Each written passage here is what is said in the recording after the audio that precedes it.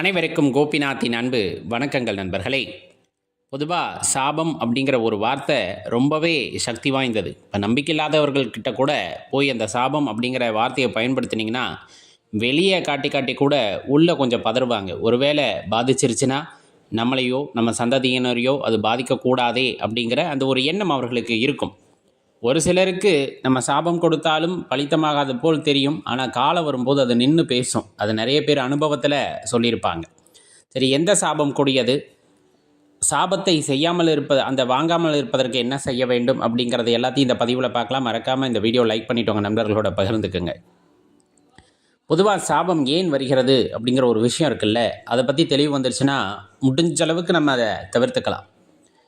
ஒரு மனிதன், இயலாத மனிதன், நம்மக்கிட்ட எல்லா சக்தியும் இருக்குது, ஒரு மனிதனால் முடியவே முடியல, அவரை நம்ம அடிக்கிறோம் அப்படிங்கும்போது அது சாதாரண நிகழ்வாக நமக்கு தெரியும். நம்ம சைடு நியாயத்தை தான் நம்ம பேசுவோம் இல்லையா, அவர் சைடு நியாயத்தை பற்றியே நம்ம யோசிக்க மாட்டோம். அப்படி ஒரு சமயத்தில் நம்ம ஒரு அடிக்கிறோம் அப்படிங்கும்போது அவர் மனதில் ஒரு இயலாமை ஏற்படும்.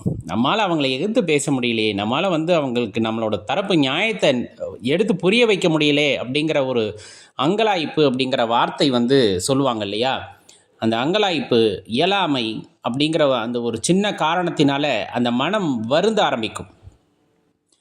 அந்த வருத்தம் அப்படிங்கிறது கோபமாக மாறும், வெளியே காட்ட முடியாத கோபமாக மாறும். அந்த அங்கலாய்ப்பு அப்படின்னு சொல்கிறது, இயலாமை, இது எல்லாம் அந்த மனசை போட்டு உலட்டி ஒரு ஒரு உச்சகட்ட நிலைக்கு கொண்டு போய் நிறுத்தும். அழுவாங்க அப்படி மனசுக்குள்ளே. அதே போல் வெளியே கதறி அழுவாங்க. என்னை காப்பாற்றுறதுக்கு யாரும் இல்லையா அப்படிங்கிற வார்த்தையை பயன்படுத்தி அழுத ஆரம்பித்தாங்கன்னா, நல்லா தெரிஞ்சுக்குங்க, அழுக ஆரம்பித்தாங்கன்னா ஒருவேளை கிரக சூழ்நிலையினாலேயோ சூழ்நிலை சந்தர்ப்பத்தினாலேயோ அவங்களால அதை நிரூபிக்க முடியாமல் போனாலும், அவர்கள் தரப்பில் எந்த தவறுமே இல்லாமல் இருக்கின்ற பட்சத்திலே யார் அடித்தாரோ, யார் அவர்களை அந்நிலைக்கு தள்ளினாரோ அவர்களுக்கு அச்சாபமானது சேர்கிறது. அதில் எந்த மாற்று கருத்துமே இல்லை. ஒருவேளை அந்த தசாநாதன் இருப்புன்னு சொல்லுவாங்க, அந்த ஜோதிடத்தில் சொல்லுவாங்க, நீதியை வழங்கக்கூடியவர் அப்படின்னு சொல்லக்கூடியது சனீஸ்வர பகவானை சொல்லுவாங்க. அந்த தசாபுக்தி இருப்பு இருக்குது அப்படிங்கும்போது அந்த ஜென்மத்திலேயே அவர்களுக்கு அதற்கான பலனை கொடுத்து விடுகின்றார். ஒருவேளை இந்த பிறப்பில் அந்த தசை வரலை, அவங்களுக்கு ஆயுள் முடிஞ்சிருச்சுன்னா அடுத்த ஆயுள் அதை கொடுப்பார் அப்படிங்கிறது நம்முடைய நம்பிக்கை, நம்மளோட தர்மத்தினுடைய நம்பிக்கை. அது ஒரு பக்கம் இருக்கட்டும். அப்போ இதில் எது பெரிய சாபமாக இருக்கும் அப்படின்னு பார்த்தீங்கன்னா, சொல்கிறது குலதெய்வ சாபம் அப்படின்னு சொல்லுவாங்க.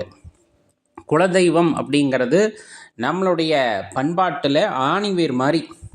அந்த குலதெய்வத்தை தொடர்ந்து வழிபடணும் அப்படின்னு சொல்லுவாங்க. என்ன வழிபடுறதுனா, நீங்கள் ஆடம்பரமாக எதுவும் பண்ண வேண்டாம். அந்த குலத்தை காத்த அந்த தேவிக்கோ ஐயனுக்கோ ஒரு சின்ன விளக்கேற்றி ஐயா அம்மானு ஒரு வார்த்தை நீங்கள் வழிபட்டிங்கனாலே மகிழ்ந்து போவாங்க.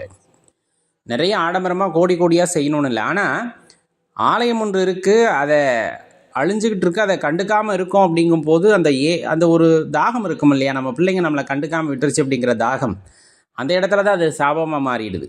அது குலதெய்வ சாபம்.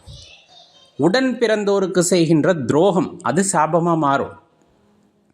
அது ரொம்ப சாதாரணப்பட்டதில்லை. அது எப்போ செய்கிறாங்கன்னு பாருங்கள், சொத்துக்காகத்தான் பெரும்பாலும் நடக்கும். உடன் பிறந்தோருக்கு துரோகம் எப்போ செய்கிறாங்க அப்படின்னா, சொத்தை பெருசாக மதித்து உடன் பிறப்புகளை, அந்த இரத்த பந்தங்களை உதறி தள்ளும் போது அந்த உடன் பிறந்த பந்தங்கள் நொந்து போய் நிற்கும்ல, ஏமாற்றிட்டாங்களே என்ன அப்படின்ட்டு. அவங்களுக்கு அது தேவை கூட பட்டிருக்காது. ஆனால் சொல்லியிருந்தால் நானே தந்திருப்பேன், என்னை ஏமாற்றி இப்படி வஞ்சகம் செஞ்சிட்டிங்களே அப்படின்னு நினைக்கும் போது அது சாபமாக மாறும், அது தோஷமாக மாறும். இந்த பிறவியோ அடுத்த பிறவியோ அதை அனுபவிக்க நேரிடும். பெண் சாபம் அப்படிங்கிறது ரொம்ப பொல்லாததுமாங்க. பெண் சாபம் மட்டும் இல்லை, ஆண் சாபமும் தான். அந்த எதிர்பாலத்தவருக்கு நாம் செய்கின்ற துரோகம் அப்படின்னு சொல்லி ஒன்று இருக்கு இல்லையா, அது சாபம் தோஷமாக மாறும். அதுலேயும் குறிப்பாக பெண் சாபத்தை குறிப்பிட்டு சொல்லுவாங்க. பெண்களை ஏமாற்றக்கூடாது, அவர்களை நிந்தனை செய்யக்கூடாது, தவறான கண்ணோட்டத்தில் பார்க்கக்கூடாது, பெற்றோர்களை கைவிடுதல் கூடாது. இந்த மாதிரி நிறைய விஷயங்கள் இருக்குது. இது எல்லாமே பெண் சாபத்தில் அடங்கும். இப்போ நம்ம சொல்கிறது எல்லாத்தையும் நீங்கள் பொருத்தி பாருங்கள். அந்த இடத்துல அவர்களோட மனத்தாங்கல் அப்படிங்கிறது தான் சாபமாக மாறுது, அந்த சாபம் தோஷமாக மாறுது. அது அடுத்த பிறவியில் சொல்கிறாங்க இல்லையா, அவங்களுக்கு வந்துட்டு குலதெய்வ தோஷம் இருக்குது, அதை போய் நிவர்த்தி செஞ்சுக்குங்க அப்படின்னு சொல்கிறதா இருக்கட்டும். பெண் சாபம் இருக்குது, இந்த ஆலயத்துக்கு போங்க, இத்தனை பேத்துக்கு தர்மம் கொடுங்க, இத்தனை பெண்களுக்கு வந்து வளையல் வாங்கி கொடுங்க, சேலை வாங்கி கொடுங்க அப்படின்னு சொல்லுவாங்க இல்லையா. இதையெல்லாம் நம்ம முன்னாடி ஒரு உடம்புல இருந்திருப்போம்ல, அந்த உடம்புல இருந்தப்ப அறியாமல் செய்ததாக இருக்கலாம், அறிந்தே செய்ததாக கூட இருக்கலாம். அறியாமல் செய்தால் அதனுடைய தாக்கம் குறைவாக இருக்கும், அறிந்து செய்தால் அதனுடைய தாக்கம் பெரிதாக இருக்கும். அவ்வளவுதான் கர்மா அப்படின்னு சொல்லக்கூடிய விஷயம். நம்ம என்ன செஞ்சோமோ அதுதான் நமக்கு வரப்போகுது அப்படிங்கிறதையும், நமக்கு என்ன நிகழ்ந்துக்கிட்டு இருக்கோ அதுக்கு காரணம் நான் தான் அப்படிங்கிறத உணர்ந்துக்கிட்டு அதிலிருந்து வெளியே வர்றதுக்கு முயற்சி செய்யணும். ஒரு உதாரணத்துக்கு அடியேன்னு சொல்கிறது, இப்போ ஒரு குலதெய்வ சாபம் இருக்குது அல்லது பெரும்பாலும் சாபம் இருக்காது, அந்த ஏக்கம் அந்த தோஷமாக மாறுது அப்படின்னா, குலதெய்வத்துக்கு விளக்கேற்றுறதோடு சேர்த்து குலதெய்வத்து பேரை சொல்லி 4 பேர்த்துக்கு அன்னதானம் தொடர்ந்து செஞ்சுக்கிட்டு வந்தீங்கன்னா குலதெய்வம் மனமகிழ்வார்கள். அந்த ஆற்றல் வந்து நம்ம கூடயே இருப்பதை அதற்கப்புறம் நீங்கள் உணர முடியும். அதே ஒரு பெண் சாபம் ஏற்பட்டிருக்கு, முன்னாடி தெரியாமல் செஞ்சுருக்கோம் ஏதோ ஒரு பிறவியில் அப்படின்னா, ரொம்ப வறுமையில் கஷ்டப்படுற பெண்களுக்கு உதவி செய்யணும். அவங்க வாழ்வாதாரத்தை முன்னேற்றுவதற்கு உதவி செய்யணும். அதுலேயும் நம்மளோட பரம்பரையிலேயே கூட யாராச்சும் ரொம்ப கஷ்டப்படுவாங்க, அவர்களை தேடி பிடித்து அவர்கள் வாழ்வாதாரத்தை முன்னேற்ற நீங்கள் உதவி செய்ய வேண்டும். நிறைய பெண்கள் இருக்காங்க இல்லையா, அவங்களோட படிப்புக்காக இருக்கலாம், அவர்களுடைய வாழ்க்கை மேம்படுவதற்கு உங்களால் என்ன உதவியை செய்ய முடியுமோ செய்யும் பொழுது படிப்படியாக அந்த தோஷத்திலிருந்து நீங்கள் வெளியே வர முடியும். இந்த சொல்லுவாங்க இல்லையா, முள்ளால் தான் எடுக்கணும் அப்படின்னு சொல்லுவாங்கல்ல. ஒரு தோஷம் ஏற்படுகிறது என்றால் அதற்கு இணையாக நன்மைகளை செய்யும் போது தான் அந்த தோஷத்திலிருந்து விடுபட முடியும். முன்னோர் சாபம்னு சொல்லுவாங்க. அப்போ திதி திவசம் கொடுக்கறது இந்த மாதிரி விஷயங்களை குறிப்பிட்டு சொல்லுவாங்க. அது அப்போ இருந்தது அப்படின்னா, இந்த பிறவியில் வந்ததுக்கப்புறமா இப்போ இருக்கக்கூடியவங்களுக்கு நீங்கள் முறையாக செஞ்சுக்கிட்டு இருந்தீங்கன்னா ஓரளவுக்கு அதை வந்து நீங்கள் நியூட்ரலைஸ் பண்ணிக்கலாம் அப்படிங்கிறத தான் சொல்லுவாங்க. இந்த சாபங்கள் அவ்வளவு சக்தியானதா, நம்மை தடுத்து நிறுத்தக்கூடியதா அப்படின்னு கேட்டால், சில பேர்த்துக்கு இன்றைக்கி இருக்கக்கூடிய கிரக சூழ்நிலைகளின் காரணமாகவோ அவங்க வாழக்கூடிய சூழ்நிலையின் காரணமாக அதை பற்றி பெருசாக எடுத்துக்க மாட்டாங்க. எல்லாமே நல்லதாக தானே நடக்குது அப்படின்ட்டு ஏதோ செய்த புண்ணியங்கள் எல்லாம் ஒட்டுமொத்தமாக வந்து காத்துக்கிட்டு இருக்கோம். அதனால் ஆடாத ஆட்டமெல்லாம் இப்போ ஆடிக்கிட்டு இருப்பாங்க. இதெல்லாம் பாவக்கணக்கில் சேர்ந்துக்கிட்டு இருக்கும். ஒருவேளை அந்த தசாபுக்தி சரியாக வருது இந்த ஜென்மத்திலேனா இருக்கும்போதே அனுபவிச்சிருவாங்க. அதை நீங்கள் கண்கூட பார்த்துருக்க முடியும். நல்ல வாழ்வாங்கு வாழ்ந்துருப்பாங்க, பிற்காலத்தில் ரொம்ப கஷ்டப்பட்டுருப்பாங்க. அது ஒருவேளை இந்த ஜென்மத்தில் செஞ்சதாக இருக்கலாம், இல்லைன்னா போன ஜென்மத்தோட தொடர்ச்சியாக இருக்கலாம். இது ஜென்மம் அப்படிங்கிறது மறுஜென்மம் அப்படிங்கிற நம்பிக்கை உள்ளவர்களுக்கு இது பொருந்தும். இல்லை அப்படின்னாலும் பொருந்தும், ஆனால் அவங்க ஏற்றுக்கொள்ள மாட்டாங்க, வரும்போது தான் தெரிஞ்சுக்கணும். அப்போ இந்த மாதிரி தோஷமோ சாபமோ நமக்கு வரக்கூடாது அப்படின்னா ஆரம்பத்தில் சொன்னால் அந்த ஒரு விஷயத்தில் தெளிவாருங்க. யாரையும் தேவையில்லாமல் கோவப்படுத்தாதீங்க, அந்த அக்னியை வந்துட்டு வளர்க்காதீர்கள். அதுவும் அவங்க மேலே தப்பே இல்லைங்கும் போது அபாண்டமாக அவர்கள் மீது பழி சொல்லாதீர்கள். அவர்களை கஷ்டப்படுத்தாதீங்க, தெரிஞ்சே ஒருத்தரை கொடுமைப்படுத்தாதீங்க. அவங்களுக்கு வாழ்கிறதுக்கே அதுதான் வாழ்வாதாரம் அப்படிங்கும் போது அதை அழிக்க நினைக்காதீர்கள்.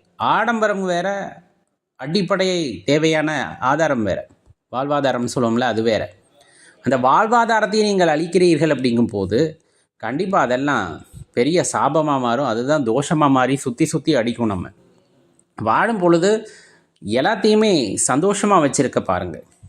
பிறர் பொருளுக்கு எப்பொழுது ஆசைப்படுகின்றோமோ அப்போதே அந்த சாபமும் வந்து சேரும், தோஷமும் வந்து சேரும். நமக்குன்னு விதிக்கப்பட்டது நம்மை எப்போவுமே விட்டு போகாது.